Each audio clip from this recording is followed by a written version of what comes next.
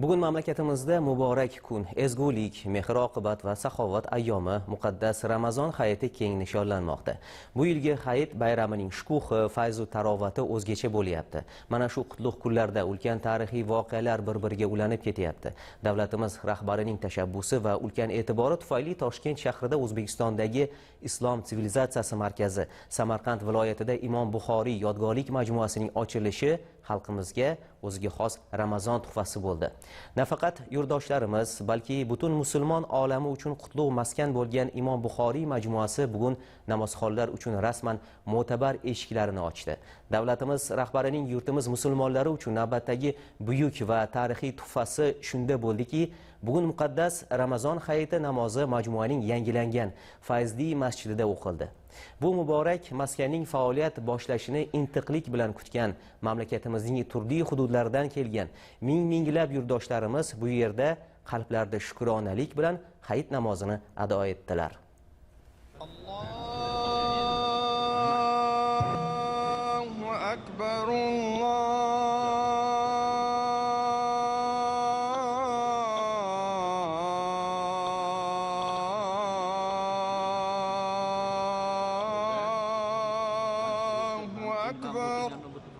Davlatimiz rahbarining ezgu tashabbusi va yuksak e'tibori tufayli buyuk muhaddis islom olamining bebaho ma'naviy merosini yaratgan ulug' ajdodimiz Imom Buxoriy hazratlarining yuksak maqomi va beqiyos salohiyatiga munosib ravishda muhtasham va zamonaviy majmua qaytadan bunyod etildi. Amalga oshirilgan ushbu ulkan bunyodkorlik ishlari ajdodlar merosiga bo'lgan yuksak ehtirom ramzi, boy ma'naviy qadriyatlarimizni kelgusi avlodlarga yetkazish yo'lidagi mustahkam irodaning yorqin namunasidir.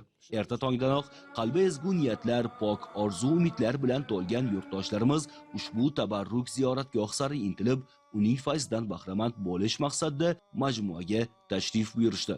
Bugun ushbu majmuadagi yangi va mahobatli 10 ming sig'imga ega bo'lgan masjidda birinchi bor hayit namozini ado etish maqsadida yurtdoshlarimiz jam bo'lishdi. Bu yilgi Ramazon oyi tarixiy voqealarga boy bo'lgani, xususan davlatimiz rahbarining tashabbusi bilan amalga oshirilayotgan xayrli islohotlar, xayr-u saxovat ishlari va Idul Fitrning fazilatlari suhbatlarning asosini tashkil etdi. O'zbekiston musulmonlar idorasi raisi muftiy Shayx Nuriddin Xoliqnazar hazratlari boshchiligida yurtimizning turli hududlaridan tashrif buyurgan ulamolar, bosh imom xatiblar, nuroniylar, minglab yurtdoshlarimiz muhtasham jomeda hayit namozini ado etishdi. Assalomu alaykum va rahmatulloh. Assalomu alaykum va rahmatulloh. Duolar ijobat bo'ladigan saodatli lahzalarda muftiy hazratlari boshchiligidagi jamoat Haq taolodan butun olamga tinchlik, omonlik, yurtimizga qut-baraka va xalqimiz farovonligini so'rab duo-yu iltijo qildilar. Amin. Bismillahirrohmanirrohim. Alhamdulillahi robbil alamin. Vassalatu vassalamu ala rasulina Muhammad va ala alihi va ashabihi ajma'in. Ya Rabbil alamin, ya pok Parvardigoro, o'qigan hayit namozlarimizni, ibodatlarimizni maqbul aylagin. Ey mehribon Robbimiz, Allohim, o'zingdan yolvorib so'raymiz. Muborak Ramazon oyida qilgan ibodatlarimizni qabul aylagin. Ro'zadorlarimizning jannat darvozasidagi Rayyon darvozasi oldida jamlagin.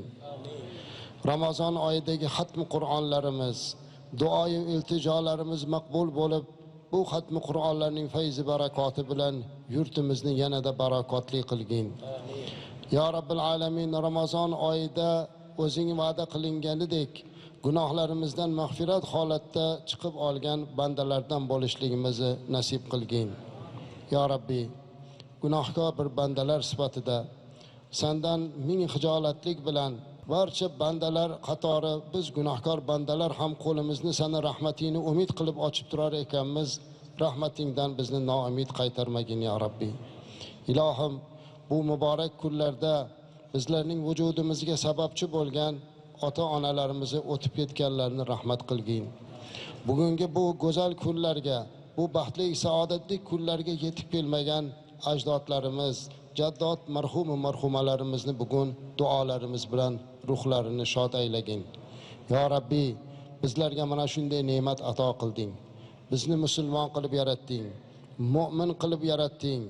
Muhammad sallallohu alayhi va sallamning ummatidan qilding. Mana bunday go'zal bir diyorda dunyoga kelishlik baxtini ham berding. Va bizlarga shunday bir ulug' kunlarni berdingki, bugun xalqini yaxshi ko'radigan, dinini sevadigan, ulug' ajdodlarni hurmat qiladigan, insonlarni qadrlaydigan, yoshlarni sevadigan, Ka'bada turib bo'lsa-da xalqini duo qiladigan davlat rahbari berding. Allohim, bugun go'zal bu majmuani Imom Buxoriydek zotning yotgan joylarini obod qilib, 100 minglab musulmonlar ibodat qiladigan bu maskanda bizga hadiya qilib bergan muhtaram prezidentimizni umrlarini uzoq qilgin. Allohim, ularni qalblaridagi eng yaxshi niyatlarni ro'yobga chiqargin. Oilalariga, farzandlariga, nabiralariga saodatli hayot nasib qilgin. O'zlarini sihat salomat qilgin. Ya Rabbi, niyat qilganimizdek bir inson bir masjid qursa, bir ezgu ishni qilsa unga savob yozilar ekan, jannatda qasrlar bino qilinar ekan. Bu ishlarga Imom Buxoriy majmuasi va yana bir nechta bunday obod ishlarni qilib, ko'p savob ishlarni qilib, xalqini Ramazon oyida holidan xabar olib, son sanoqsiz mo'min musulmonlarga ezgu ishlarni qilgan muhtaram prezidentimizga berilajak savoblardan ularni o'tib ketgan otalari Miromon ota, onalari Ma'rifatxon onaning ruhlariga yetkazgin. Mav'izamizda aytganimizdek, ularning daftariga masjid qurganlar deb yozib qo'ygin. Qiyomat qoyim bo'lganda qo'llariga daftarlari berilganda onalari so'rasaki, "Men bu ishni qilganmidim?" desa, Alloh farzanding qilib sani daftaringga yozilishligini duo qilishgan deyishlikdek baxtni eshitadigan baxtli onalardan qilgin. Ya Rabbi, yurtimizni tinch, vatanimizni obod qilgin. Ilohim, bugun yurtimizda millionlab musulmonlar qo'limizni duoga ochib turibmiz. Bir-birimizni qalbimizga muhabbatimizni ziyoda qilgin. Ya Rabbi, yurtimizni har xil osmoni yerdan keladigan balolardan, ofatlardan o'zing saqlagin. Tinchligimizni barqaror qilgin. Bu tinchlik yo'lida xizmat qilib turgan davlatimiz rahbari, tinchlikka sababchi bo'lib turgan barcha azizlarimizni Allohim o'zing qo'llab-quvvatlagin. Ilohim, bugungi hayit namoziga beriladigan savobdan hammamizga nasib qildirib, hayit namozidan gunohlarimizdan pok holatda chiqar ekanmiz. Bundan keyingi hayotimizda gunohlardan xoli hayotda yashamoqlikni nasib qilgin. Allohumma ahsin aqibatana fil umuri kulliha va ajirna min khizyid dunya va azabil axirah. Ya muhawwil al-hal, ahsin ahwalana wa hala jami'al mu'minina ila ahsanil hal. Rabbana atmim lana nurana waghfir lana dhunubana innaka ala kulli shay'in qadir wa bi ijabati da'watina jadir. Wa sallallahu ta'ala ala khair khalqi Muhammad wa ala alihi wa ashabihi ajma'in bi rahmatika ya arhamar rahimin. Allohu akbar. Ushbu masjidni bino qilishlikda mana 7 yildan beri ishtirok etgan ustalar, xizmat qilganlar bor azizlar. Mana asosiy sababchisi muhtaram prezidentimiz va bulardan tashqari bu yerda kim bu masjidni bino qilishlikda ustachilik qiladi, kim qanday hissa qo'shgan bo'lsa ularga ham ajrlarini ko'paytirib bergin. Bugungi tarixiy voqeaga guvoh bo'lib turgan va bugungi hayit namozini chiroyli go'zal ado qilishlikda ishtirok etgan, tashqarida qancha xizmat qilganlar turibdi. Bugun ehtimol ba'zi birlari xizmat bilan bo'lib namozimizga qo'shilmagan bo'lsa-da, Allohim bugungi bizga beriladigan ajrlardan ularni ham nasibador qildirgin ya Rabbi. Ilohim, bugun oqsoqol otalarimiz kelib, butun viloyatlardan mana qancha mehmonlar, tumanlardan kelib duoga qo'l ochib turgan azizlarimiz bu masjidda yana ko'plab hali namozlar o'qishni nasib qilsin. Ilohim, muhtaram prezidentimiz niyat qildilar. Bu masjid respublikamizning eng markaziy masjidiga aylanib, har doim muftiy va uning ulamolari mana shu joyda ibodat qilsin deb niyat qildilar. Allohim, yanagi Ramazonlarda mana shunday hayit kunlarda bizni jamlanmoqligimizni nasib qilgin. Allohim yurtimizni tinch qilgin, har xil balo ofatlardan o'zing saqlagin, yoshlarimizga ilm bergin, ma'rifat bergin, vatanparvar qilgin ya Rabbi. Imom Buxoriydan o'rnak olib, vatan yurti uchun jonini fido qiladigan avlodlarni bizga nasib aylagin. Allohumma solli ala sayyidina Muhammadin va ala alihi va ashabihi ajma'in bi rahmatika ya arhamar rohimin. Allohu akbar. Hayotinglar muborak bo'lsin.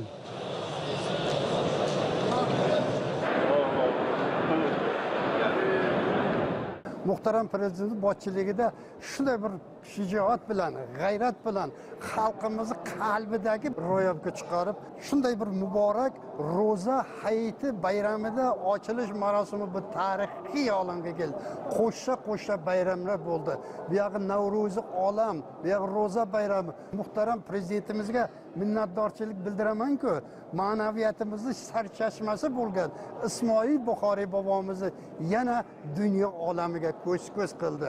Yangilanib kelayotgan yangi O'zbekiston olamiga yangi ma'naviyat, ma'rifat, xalqiga yangi ilm chashmasini oqizdirib qo'ydi. Bu muhtaram prezidentimizning olib borayotgan mamlakatimizning odilona, xalqchil, ortga qaytmaydigan islohotlarining eng katta zamiri biz ko'zimiz bilan ko'rib turibmiz. Biz mana Surxondaryo viloyatidan kechasi yetib kelib, shunday qalbimiz jo'shib, oshiqib, biz shunday buyuk hadis mulkining sarchashmasini bugun mojmasini ko'rishga xursand bo'lib, oshiqib, shoshib keldik. Mana hozir ko'rdik, mana shu yerda hayit bir namozni o'qib turganimdan xursand bo'laman. Men shunday narsani tasavvur qilamanki, bu muhtaram prezidentimiz har bir yig'ilishda ta'kidlab o'tadilar. Birinchi, ikkinchi Renessans poydevorini mustahkamlovchi bobo kolonlarimizning izdoshlari bo'lgan yangi O'zbekiston yoshlariga, 3-Renessans poydevoni yoshlariga katta bir narvon yasab berdilar. Ana shu narvondan chiqib elimiz, yoshlarimiz bobo kolonlarining ishini davom ettiraveradi. Mana shunday hadis mulkining sultonlarini har bitta o'giti bizga namuna farzandlarimizga kelgusida mana shu poydevor bo'lib qoladi. Muhtaram prezidentimizga mana shunday majmuani ochib xalqqa topshirgani uchun u kishiga butun xalqimiz nomidan chin yurakdan minnatdorchilik bilaman. Mana shu yurtimiz obod, tinch bo'lsin, yurtimiz farovon bo'lsin, muhtaram prezidentimiz aziz boshlari omon bo'lsin. Mana bugun bir ajoyib hayit bayramini o'tkazdirdik. Albatta bu O'zbekiston tarixida birinchi marta mana shunday majmua yaratildi. Buni asoschisi albatta yurtboshimiz 7 yil mobaynida O'zbekiston xalqi uchun emas, bu butun dunyo musulmon xalqi uchun yaratilgan bu majmua. Hali kelajakda bu yerlarga sayyohlar, bu yerlarga juda ko'pchilik kelib duoda qatnashadi. Biz shu fursatdan foydalanib butun O'zbekiston xalqini mana shunday hayit bilan tabriklayman. Mana shunday hayitni O'zbekiston xalqiga yarashadi. Biz kim edik? Mana bugun kim bo'ldik? Albatta mana shunday kunlar muborak bo'lsin. Hamma xalqimizga mana shunday hayit barakotli hayitlardan bo'lib kirib kelsin. Bir hayolimizga kelmagan, o'ylamagan narsani mana shu yerda guvohi bo'lyapmiz. Bu yerda ibodat qildik, duo qildik. Alloh taolo mana shu ibodatlarimizni, duolarimizni ijobat eylasin. Bu narsani hech unuta olmaydigan bir ta'sirot bilan ketyapmiz. Tarix buni unutib bo'lmaydi. Yurtimizda tinchlik bo'lsin, osoyishtalik bo'lsin, yurtboshimizning umrlari, rizqlari ulug' bo'lgan bo'lsin.